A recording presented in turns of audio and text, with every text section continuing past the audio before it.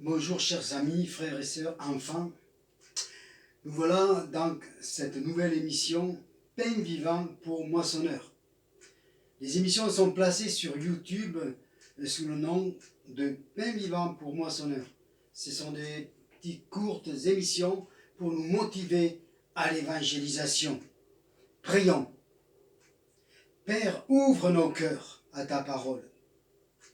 Qu'elle soit pour nous ce pain vivant, cette nourriture céleste. Père, étends ta main sur cette nation. Nous renversons toutes ces forteresses de rébellion. Que la paix s'installe et que la lumière chasse les ténèbres dans ce pays. Nous lions tous ces esprits impurs et méchants. Que leur pouvoir soit brisé et que la confusion s'installe dans le camp de l'ennemi. Au nom de Jésus, alléluia, et de ce sang versé à la croix qui nous donne une victoire complète sur la France, Père, dans le nom de Jésus-Christ. Amen. Dernièrement, j'ai parlé sur l'évangile de Jean, chapitre 4, la femme samaritaine. Tout ce chapitre est tourné vers l'évangélisation. J'appelle ça un hymne à l'évangélisation. Certes, nous ne vont pas nous arrêter à tous les points, mais nous allons en voir quelques-uns ce matin. Parce que quand on lit ce chapitre 4, beaucoup commencent leur prédication à partir du verset 4. Or, tout commence au verset 1. Et nous allons voir les 4 premiers versets. Ensuite, vous ferez ce travail à la maison, parce que tout file en même temps.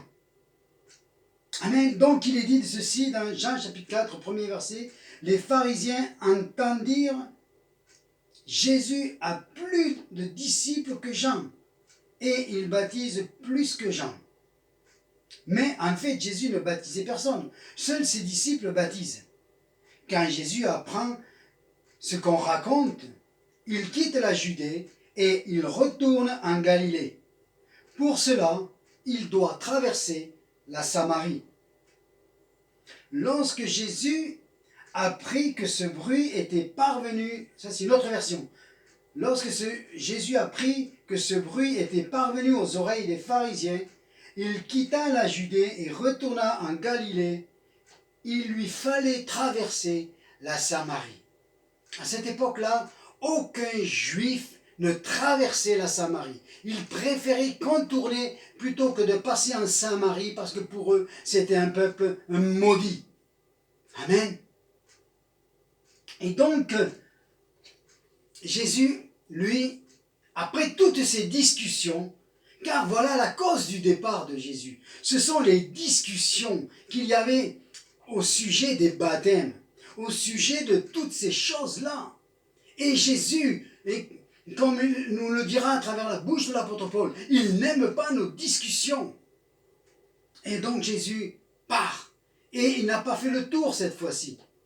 Il traverse la Samarie pour nous montrer qu'il y a plus important que nos discussions, à savoir les baptêmes, à savoir ceci, à savoir cela, à savoir nos confessions de foi, nos dogmes, nos évaluations des choses, et ainsi de suite, et des discours, voire des conventions, voire des séminaires, mais l'évangélisation n'avance jamais. Alors Jésus, il veut nous donner une grande leçon. Il dit, levez la tête à partir de maintenant. Et regardez ce qu'il faut faire, plutôt que de discuter. Il y a des Samaries autour de vous. Il y a des Samaries. Comme hier j'ai parlé, il y avait des décapoles. Et là, autour de nous, il y a des Samaries. Amen. Et nous devons les traverser. Et il va prendre cette femme, tout était dans la pensée de Dieu, dont il savait qu'il allait rencontrer une femme. Mais le but, c'était pas cette femme. Le but, c'était une grande leçon. Nous avons des tabous à faire tomber. Nous avons des choses à renverser. Nous avons des Samaries et des personnes à aller rencontrer. Parce qu'au-dessus de toutes nos discussions, ce sont les âmes qui se perdent. Ce sont des brebis perdues, blessées, qui sont là, dehors, et qui voudraient voir le berger venir les chercher. Seulement le berger, il est à la droite du Père, et c'est toi et moi qui vont aller chercher les brebis perdues. Amen. Alors, oui, il y a des Samaries autour de nous, et des quartiers dans lesquels on ne veut pas aller. Il y a des Samaries qu'on pourrait appeler raciales, les couleurs, et ainsi de suite. Il y a tellement, les vieux, les jeunes, les riches, les pauvres, il y a tellement de Samaries dans lesquelles nous ne pénétrons pas. Amen. Mais là maintenant, il va falloir rentrer dans nos Samaries. Amen. Amen. Et allons à l'essentiel, à l'évangélisation. Deuxième point qui est là, c'est que Jésus va aller au bord du puits rencontrer une femme. Amen. À cette époque-là, rencontrer une femme, c'était très, très compliqué.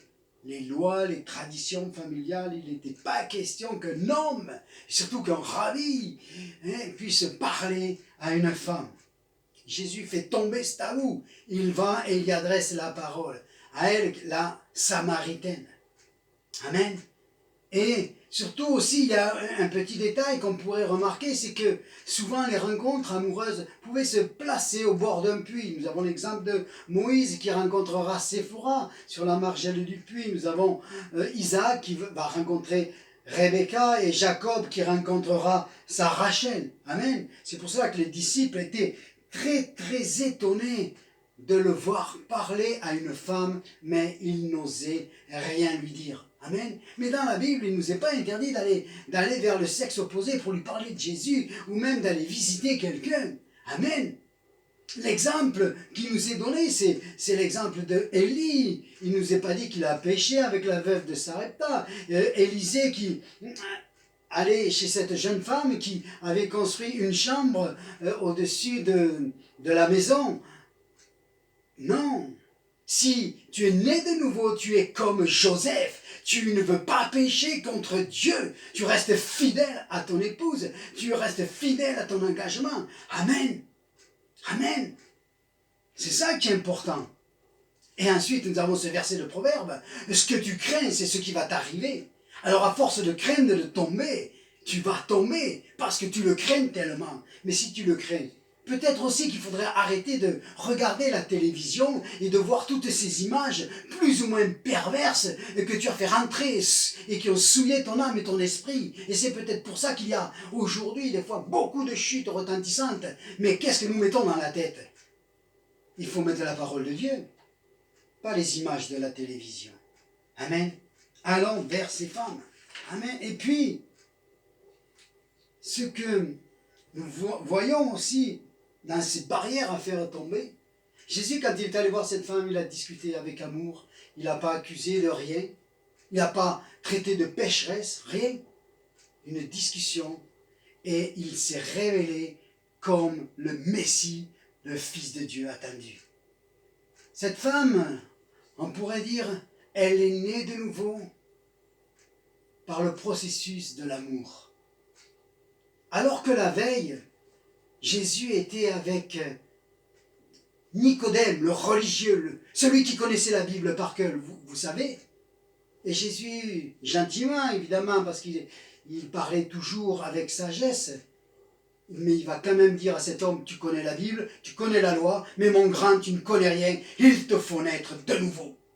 Il ne l'a pas dit à la femme samaritaine, parce qu'elle était à nu devant lui. Et il ne l'a pas traité de sale pécheresse ou de femme adultère. Non, il s'est révélé comme le Fils de Dieu.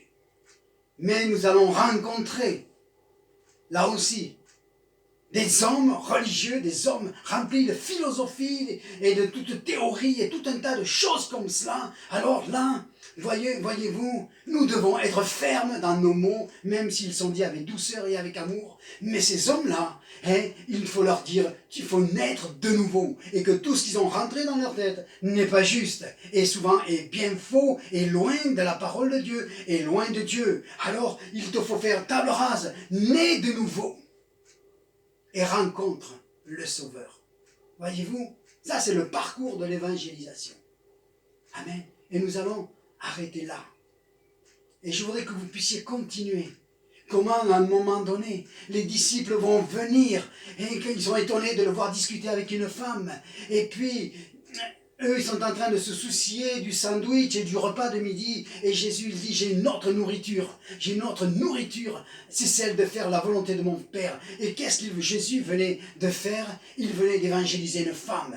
Évangéliser, c'est de la nourriture spirituelle pour mon âme, pour mon esprit. Parce que la nourriture, c'est fait pour croître. Donc, quand je pratique les bonnes œuvres de Jésus, alors je me nourris, je me fortifie dans la foi. Amen. Et c'est pour ça que le chapitre 4 va finir en disant, je t'ai envoyé moissonner où tu n'avais pas semé. Du verset premier au dernier verset, ce chapitre 4, c'est un hymne à l'évangélisation, à sortir, à faire tomber les carcans, les tabous, toutes ces choses qui des fois nous sont enseignées et qui sont fausses et qui ne reposent pas sur des versets bibliques, qui reposent sur des traditions d'hommes. Amen. Mais nous avons la compassion de Jésus. Nous avons la compassion et l'amour des âmes que nous voulons voir se tourner vers le salut et rentrer dans la gloire éternelle. Ô Père, dans le nom de ton Fils Jésus-Christ, Seigneur Dieu, nous avons vu que nous avions des décapoles à visiter. Mais aujourd'hui, nous voyons que nous avons des Samaries. Des coins d'ombre, des quartiers dans lesquels nous n'allons pas, des personnes que nous ne visitons pas parce qu'elles n'ont pas la même race, la même couleur, les mêmes choses que nous, la même éducation. Seigneur mon Dieu, tous ces tabous, Seigneur, tu es venu pour les renverser. Et à travers ce chapitre 4 de Jean, tu nous montres que tous les tabous, tu les fais tomber parce que le but essentiel, c'est de parler du salut à ceux qui ne l'ont jamais entendu. Père, dans le nom de Jésus-Christ, que nous puissions recevoir aujourd'hui, Seigneur mon Dieu, une onction spéciale de révélation pour le salut des âmes, Père, dans le nom de Jésus-Christ. Amen. Et soyez bénis.